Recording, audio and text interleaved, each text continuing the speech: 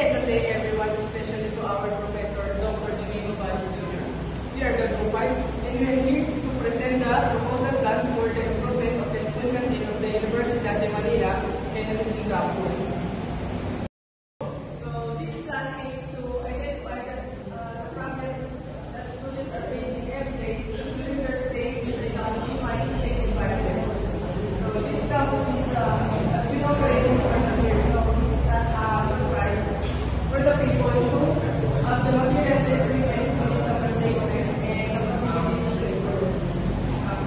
This plan will not only uncover the problems of the country, but will also show the potential of this country must is improved. Moving on to the objectives. On this plan, we have 5 primary objectives. We have here to identify the problems that students face during their stay country by eating and buying the food. Next is the improvement of the staff services. Improving the staff services can provide accountability for the students while eating and acting.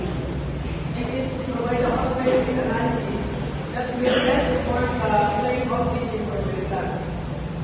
Next is to provide an overview of the implementation plan, including the person in charge and his timeline. Last primary objective we have here is to provide the preliminary study with the quality of assessment and suggestions of this improvement plan. Moving on, we have here the statement of the problem. So the first problem we have here is the lack of staff. Due to the lack of staff, students tend to wait longer to call in line while buying their food. Next problem is limited seating capacity. Due to limited seating capacity, it causes uncomfortability for the students to eat in the canteen. As other students prefer to eat while standing in some prefer to eat outside the campus. Next is uncomfortable vibes and ambience. Due to this, especially in the peak hours, it's overcrowding the school canteen, causing uncomfortability to the students who are eating, causing them to causing difficulty to eat for them. Fourth problem number is variety of dishes are limited. Due to this, some students who are special in their diet plan restrictions causes problems. Fifth and final problem here is the lack of equipment. Lack of equipment like ventilation machines and cooling machines causes heat for those students who are eating inside the canteen because of the placement of the canteen inside the campus. That is all for the statement of the problem. Good morning, everyone. My name is Manuel, and we continue our improvement planning about UDM NDC canteen. Let's proceed to chapter 4, which is the root causes of the problem, or the main reason of the problem that is stated in the statement of the problem. Actually, the root causes of the problem is divided into 4 categories. We have here the manpower, materials, methods, and machines. So let's focus on number 1, the manpower. Manpower. This section highlights issues related to the employees and their ability to effectively contribute to the organization. So under the manpower, we have here the management of the lack of management and operation. I think this is the main reason. This is the main causes of the problem because it includes here the poor planning, inadequate staff training, and then lack of inventory. I think if we have a good management and good operation, we don't experience this kind of problem. Right? So number 2, under the manpower, the second one is the lack of good conditions. As a student here, we experience a limited variety of food and then low quality of food because we experience here every other day, we experience same meal every day, or same dishes every day. And I know that we are in a body diet, but this doesn't mean the reason why we will deserve a good body. Alright, so let's proceed to number 2, or the second category, which is the materials. So this category focuses on the physical resources that required or needed on the operation. For example, under this is lack of good materials, and then overcrowded, lack of good materials, because we experience here in UTM that a limited tables and chairs, and then overcrowded canteen. I know that we have a small space to eat, and I think we need to improve that. Alright, so the next one, for the third category, will be the methods. This category focuses on the process and system used for operation. For example, here, under the methods, lack of management and methods of staff. So it includes here the lack of clear management practices, and also inadequate scheduling, or an poorly planned schedule for employees, and also absence of standard operating procedure. I think it is important to us to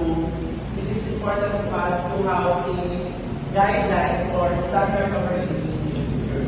Alright, so the last one would be machines. This category focuses on the problems in equipments and facilities. So it includes here the lack of machineries. So here it includes the lack of equipment, and also issues because of issues for ventilation, because they experience here that the places and that will be all. So good day everyone, my name is Jeremy Jutoy, and I'm here to discuss about quality tool using fishbone analysis. So let's start. So quality improvement planning for UTM LRC campus campaign. So this diagram is categorized by 4 main areas, which is machines, manpower, materials, and methods. So the first one is machines. So there is low chances ventilation underlying of the lacking of machineries or lack of equipment. Then lack of illumination or poor lighting, which is affected to our ambience and operation. Next will be materials. So there is a small space rate for thousands of students and lack of food supplies, displacements or disagreement of stall, tables, and chairs. And the third one will be manpower. So there is an inadequate staff of training, lack of proper storage, lack of inventory control, food and nutrition. And the last one will be methods. So there is a lack of scheduling, chances of risk, lack of management, and methods of staff. So this analysis aims to identify the root causes of operational challenges to improve the quality improvement planning for UTM canteen. So next will be data processing. So this is canteen present normal. So as you can see, our canteen is divided into 2 areas.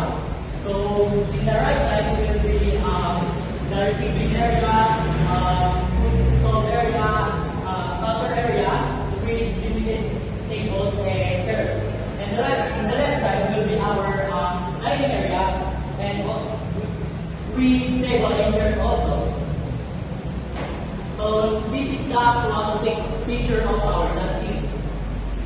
So the first one will be counter area and serving area. So the problem here is lack of staff, lack of equipment and tools, and the food that they are, the variety and or option of the foods that they are selling is limited also. Next will be garbage area. So as you can see, our garbage trash can quite small, so we need to improve into the bigger one. And last one will be limited seating capacity. So the problem here is limited chairs, add more tables and chairs to accommodate more students. So after how many years of operating, our canteen is operating here in Julian Annex, there are still a lot we need to improve and develop. So that's will be my report. Thank you for listening. And the next reporter will be Councilor Velasco. So, good evening everybody, I'm Councilor Velasco, and now let's proceed to the chapter 7, the improvement proposal. So, to improve the university public canteen, they should offer a diverse range of healthy and affordable meals, upgrade their facilities by expanding seating, modernizing the kitchen, and implementing pre-order system to reduce wait times. Also, ensure hygiene with regular inspections and staff trainings. They also need to involve the students through feedback and committees advisory. And lastly, they need to implement a case plan with regular evaluation for the improvement. And the goal of our improvement proposal is to enhance the overall quality, efficiency, and satisfaction of the canteen services to meet the expectations and needs of the customer.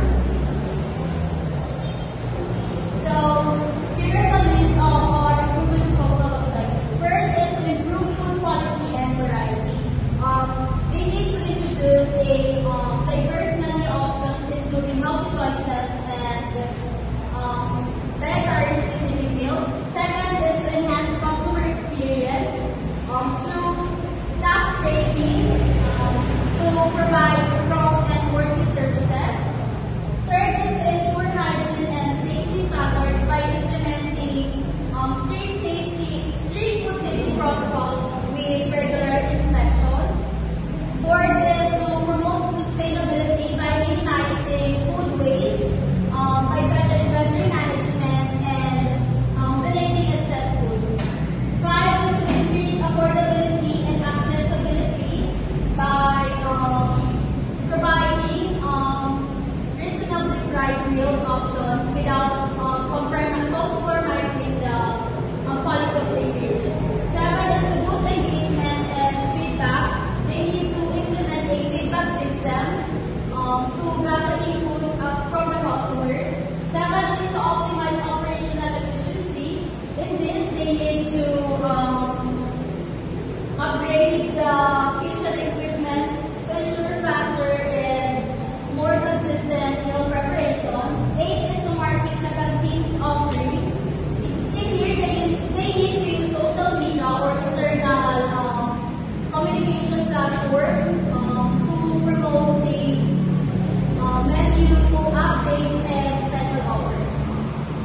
So now let's proceed to the improved canteen facility. So as you can see in the presentation, we added more chairs and tables for the sake of the customer, like the students, professors, other staff, and visitors. Then we modernized the kitchen, and lastly, we expand the facility into a mirror. That's all for the chapter 7. Good day everyone, my name is Clyde Aurelio and I'm going to discuss chapter 8, which is improvement proposal cost. Small insight here in improvement proposal cost. The function of this improvement proposal cost is to improve the canteen's functionality, appearance, and to boost the customer satisfaction and safety. Here is the infrastructure cost. These are the details: canteen infrastructure upgrades, kitchen equipment and storage, technology integration, staff training and manpower costs, and aesthetic improvements. This costs 295,000 overall. This is the manpower cost. Manpower is to add more staff like cook, cashier, janitor, and other staff. The overall cost is 105,000. Next is the total improvement cost. The total improvement cost will be comprised of two major improvement proposals, like canteen reconfiguration and canteen maintenance. Overall is 1,280,000. Canteen reconfiguration.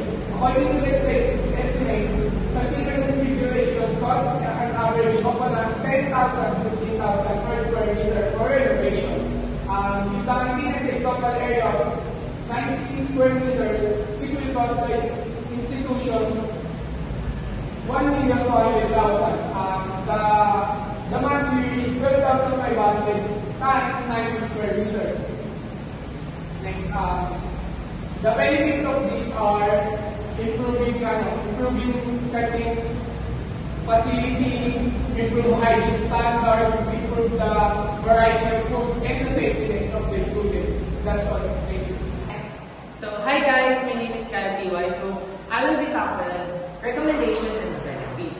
So, first, we gather the feedback. So, gather feedback is, it identifies the specific problems and areas for improvement. Improvement while actively engaging students, staff, to feel them valued and empowered, while creating a meaningful changes. So next is the improved hygiene standards. So improved hygiene standards reduces the risk of foodborne illnesses, ensure safety, build trust the canteen operations, and ultimately enhances the dining operation. It can create confidence and satisfaction among all students. So third is the enhanced food quality. Enhanced food quality promotes better nutritious and well-being for students and staff, drives customer satisfied and loyalty, and elevates the university's reputation as a role model, to be a role model and of excellence and care. Number four is the upgrade facilities. Upgrade facilities is the improves the efficiency of food quality or food preparation and service to create a welcoming and comfortable environment for diners, and motivates more students and to choose the canteens over outside food, reinforcing its role for its a hub for campus life. Lastly, a recommendation and benefits is the increased variety. Increased variety, it keeps the menu exciting, ensures inclusivity through diverse options, and fosters healthier eating habits, and making the canteen concentrated of student well-being. That's all. So good day everyone, I'm Maria Lorenti Arabia, and my topic is all about cost-benefit analysis. So based on the data shows the decrease of the canteen earnings from 250,000 on August 26, 2024 to 225,000 on November 24, 2024. So in 3 months, in just 3 months, the canteen earnings decreased by 11.11%. So the main reason in that problem is when the University of Manila students increase, most of them find other establishments because of the seats or chairs and tables are only limited. So the good solution in this problem is that the University of Manila need to fix or to renovate the canteen. Like they need to put some more chairs, more tables, and they need to hire new staffs. So by this, there's a big possibility that the canteen will improve and the canteen earnings will increase. And that's all. So good day everyone, I'm Francine J.T. Kazuka, and going back to our presentation, let's now proceed to the implementation plan for UP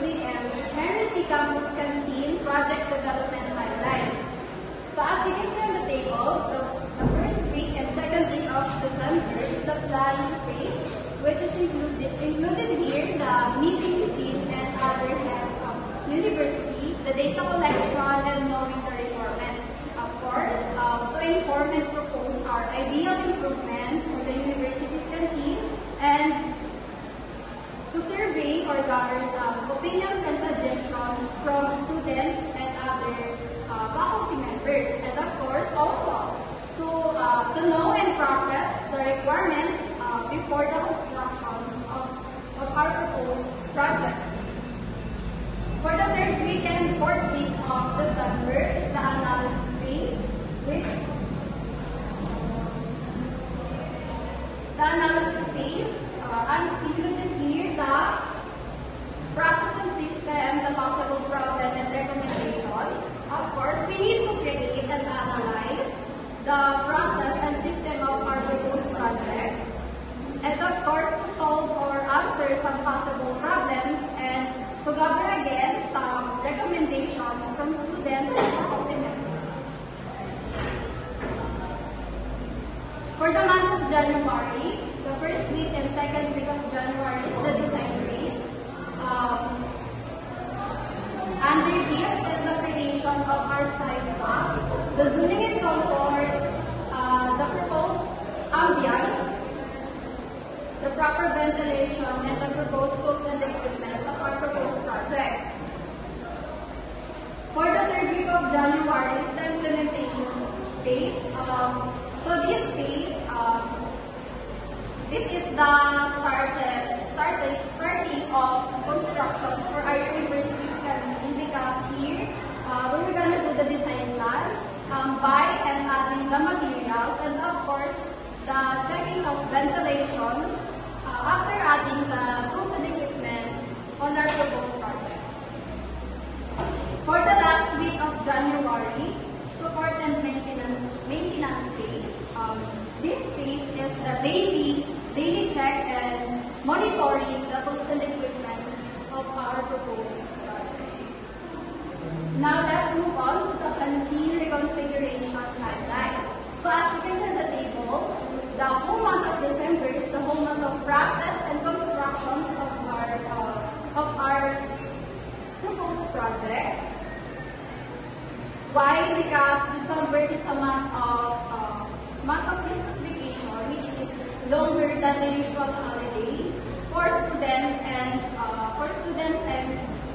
teachers or other staff in this university, and to minimize the disruptions for the class and to have a smooth renovation for our university's canteen. For the last is January. For the month of January is the evaluation, which is the daily check and monitoring of our proposed project. It is the final step. It is the final step for our proposed project. Now let's move on again to the implementation summary. So as you can see, the target date is on December to January 2026. From now, we have a 1-year gap because we need to get our estimated budget so that there will be no inconvenience happenings while the construction is ongoing. And that's all for my report. Let's now talk about the conclusion. Will be tackled by Mr. Lee. So now I will be tackle conclusion.